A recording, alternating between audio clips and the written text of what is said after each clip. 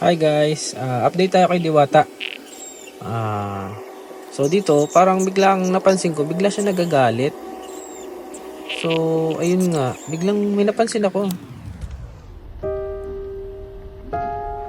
Wow.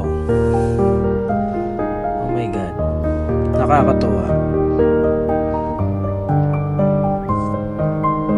Meron na pala siyang napisang sisiw.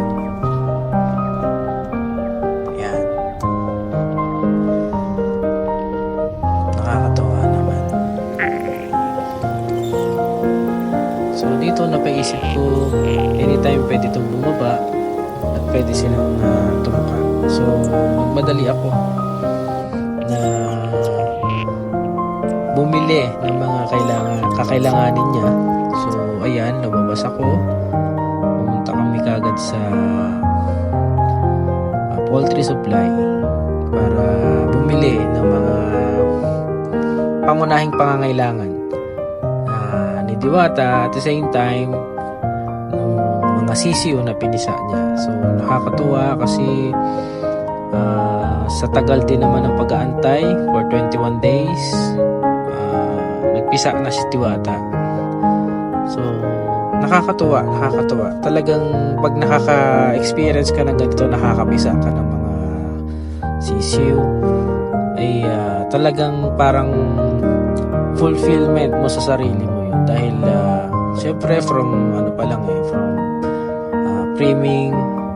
priming ng mga hens, pati ng cock, ng broodcock mo, is talagang passion pala talaga ang pag-aalaga ng manok. Hindi siya basta mo lang na i-breed or what, diba? So parang dito masusubukan mo talaga at mas mararamdaman mo yung passion. So ayan, nakarating na ako dito sa poultry supply.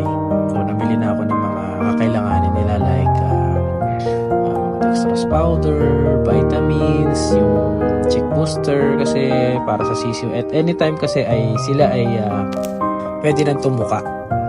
Ayan, so ayan, nakapili na ako. Then pagbalik ko, so syempre madilim na.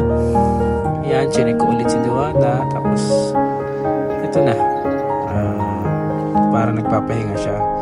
So siguro kasi sa tagal din, yung exhaustion ng tagal sa libliman, di ba?